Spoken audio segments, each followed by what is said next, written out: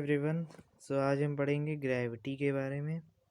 सो gravity होती क्या है? Gravity is a force that attracts a body towards centre of the earth. Gravity एक तरीके की फोर्स होती है जो हमें अर्थ के सेंटर की ओर अट्रैक्ट करती है। जैसे हम अर्थ की सरफेस पे खड़े होते हैं तो ऐसा तो है नहीं कि हम सरफेस पे खड़े हैं तो आसमान में उड़ गए। वो हम बाइंड हैं अर्थ से, तो वो किस फोर्स की वजह से? ग्रेविटी की वजह से। वहीं ग्रेविटी ही हमें अर्थ की तरफ बाइंड रखती है, हमें अर्थ पे स्टेबल रखती है। यही ग्रेविटी है। अब वेट क्या होता है? वेट डिफाइन किया गया है कि वेट वो फोर्स है जिस फोर्स से अर्थ हमें अपनी तरफ अट्रैक्ट करती है।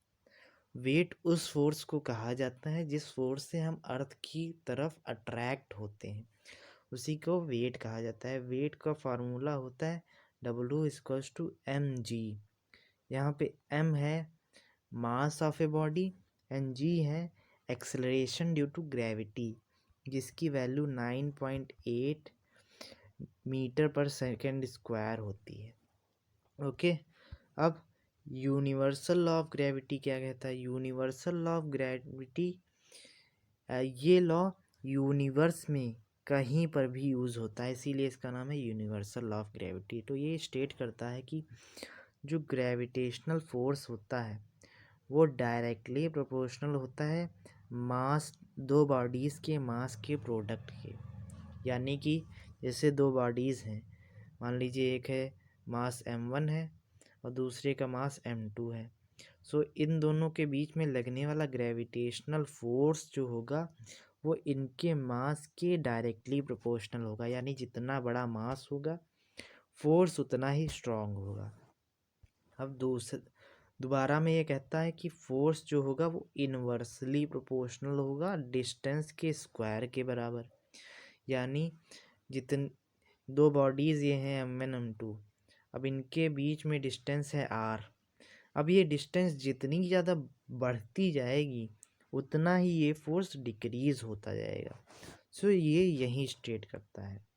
ओके, अब एग्जाम्पल्स के बारे में हम देखते हैं कि ग्रेविटी के क्या क्या एग्जाम्पल्स हैं। जैसे gases in the sun are held together by gravity. जो हमारा सन है वो बहुत सारी गैसेस एमिट करता है, लेकिन वो आती नहीं है क्योंकि अर्थ की ग्रेविटेशनल फोर्स इतनी स्ट्रांग है कि वो गैसेस उसी ग्रेविटेशनल फील्ड में बाइंड होकर रह जाती हैं और उस फील्ड को क्रॉस नहीं कर पाती हैं।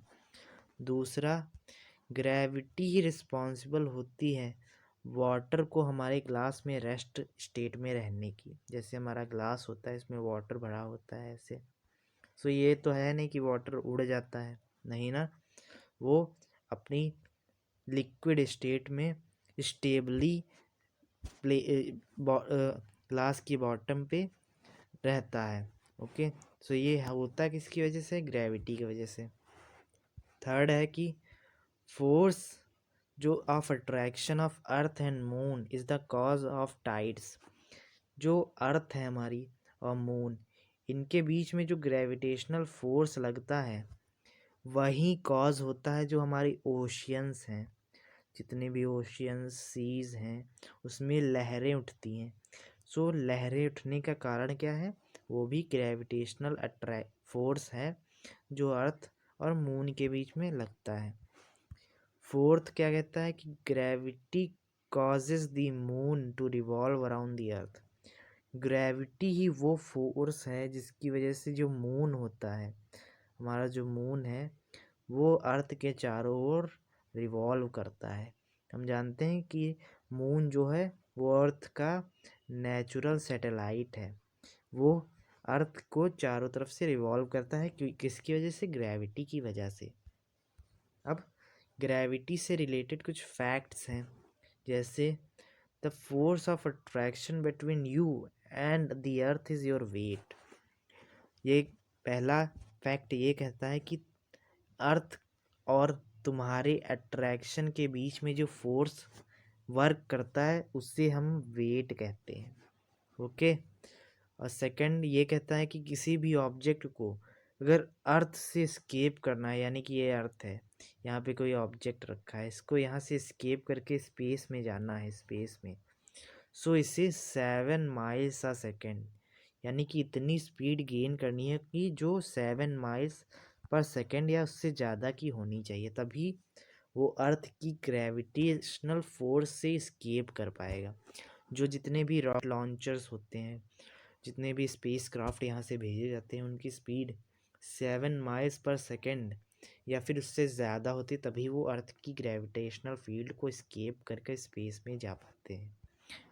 थर्ड फैक्ट ये कहता है कि ग्रेविटेशनल फोर्स, जो मून पर ग्रेविटेशनल फोर्स है, वो अर्थ की 16% है, यानी कि अर्थ की जितनी भी ग्रेविटेशनल फोर्स है उसका सिर्फ 16% ही मून पर ग्रेविटेशनल फोर्स लगता है। इसीलिए आपने मूवीज़ में देखा होगा कि मून पे जो मैन है वो अर्थ की कंपैरिजन में ज़्यादा ऊपर तक कूद पाता है, उसका वेट कम हो जाता है, वो इसीलिए क्योंकि वहाँ पे gravitational force as compare to earth 16% ही रह जाता है।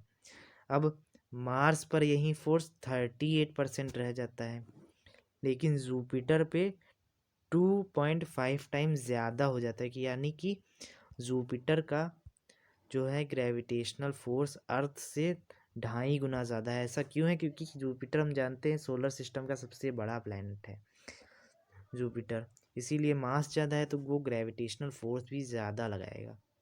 अब आपने ब्लैक होल के बारे में तो सुना ही होगा।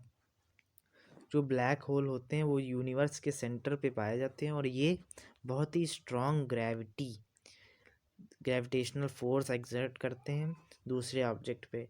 जो ब्लैक होल होता है इससे लाइट भी स्केप करके नहीं जा पाती, जिसकी स्पीड 3 × 10⁸ मीटर पर सेकेंड होती है, वो भी ब्लैक होल को स्केप नहीं कर पाती है। तो आप सोच सकते हैं कि ब्लैक होल का ग्रेविटेशनल फोर्स कितना ज़्यादा होगा।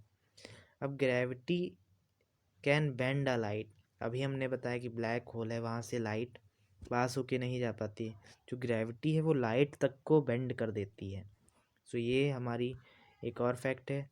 अब आइंस्टीन, जो महान साइंटिस्ट एल्बर्ट आइंस्टीन के बारे में आपने सुना होगा, वो कहते थे कि ग्रेविटी कोई फोर्स नहीं है, उनका यही कहना था कि ग्रेविटी, अब हम जानते हैं कि हमारे यूनिवर्स में 4 फंडामेंटल फोर्सेस होती हैं।